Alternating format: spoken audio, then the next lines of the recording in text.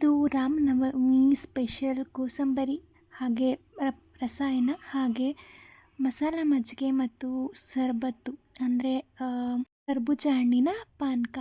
ಮೊದಲನೇದಾಗಿ ನಾನು ಪಾನಕ ಹೇಗೆ ಮಾಡೋದು ಅಂತ ತೋರಿಸ್ಕೊತಾ ಇದ್ದೀನಿ. 1 ಕಪ್ಪು ಬೆಲ್ಲಗೆ 4 ಕಪ್ಪು ನೀರನ್ನ ಸೇರಿಸಿ ಕರಗಿ ಸೋಸಿ ಎತ್ತಿಟ್ಕೊಂಡಿದ್ದೀನಿ. ಹಾಗೆ ಈ ಕಡೆ ಒಂದು ಅರ್ಧ ಹಣ್ಣನ್ನು ಕಟ್ ಮಾಡಿ ಮಿಕ್ಸರ್ ಜಾರ್ಗೆ ಹಾಕಿ ಒಂದು 4 ಕಾಳು ಮೆಣಸು, ಒಂದು ಸಣ್ಣ ಒಂದು ಶುಂಠಿ ಹಾಗೆ ಏಲಕ್ಕಿನ ಹಾಕಿ ನಾನು ಆಗಲೇ ಬೆಲ್ಲ ಏನು ಕರಗಿಸಿಟ್ಕೊಂಡಿದ್ದೆ ಅದರೊಳಗಡೆ ಮಿಕ್ಸ್ ಮಾಡಿ, ಇನ್ನು ಅರ್ಧ ಹಣ್ಣನ್ನು ಸಣ್ಣ ಸಣ್ಣದಾಗಿ ಕಟ್ ಮಾಡಿ ಅದರೊಳಗಡೆ ಹಾಕ್ಕೊಂಡು ನಿಂಬೆಹಣ್ಣನ್ನು ಹಿಂಡ್ಕೊಂಡ್ರೆ ಶರಬತ್ತು ರೆಡಿ ಆಗುತ್ತೆ. ನಂತರ ಕೋಸಂಬರಿ ಹೇಗೆ ಮಾಡೋದು ಅಂದರೆ ಹೆಸರು ಕಾಳನ್ನ ಒಂದು 10 ನಿಮಿಷ ಮುಂಚೆ ನೆನೆ ಹಾಕಿ ಆ ನೀರನ್ನೆಲ್ಲ ಸೋದಿಸ್ಕೊಂಡು ಕಟ್ ಮಾಡ್ಕೊಂಡಿರುವಂತಹ ದ್ರಾಕ್ಷಿ, ಕ್ಯಾರೆಟು ಮತ್ತು ಶುಂಠಿ, ಕೊತ್ತಂಬರಿ ಸೊಪ್ಪು ಹಾಗೆ ಹಸಿರು ಮೆಣಸಿನ್ಕಾಯಿ, ನಂತರ ಮೆಣಸಿನ ಪುಡಿ, ಪೆಪ್ಪರ್ ಪೌಡರ್, ಸ್ವಲ್ಪ ಸಾಲ್ಟ್ ರುಚಿಗೆ ತಕ್ಕಷ್ಟು ಎಲ್ಲನೂ ಹಾಕಿ ನಿಂಬೆಹಣ್ಣನ್ನು ಹಿಂಡ್ಕೊಂಡು ಕ್ಲೀನಾಗಿ ಮಿಕ್ಸ್ ಮಾಡಿಕೊಂಡು ಲಾಸ್ಟಲ್ಲಿ ಕಾಯಿ ತುರಿನ ಹಾಕ್ಕೊಂಡು ಮಿಕ್ಸ್ ಮಾಡಿಕೊಂಡ್ರೆ ಕೋಸಂಬರಿ ರೆಡಿನೇ ಆಗಿಬಿಡುತ್ತೆ.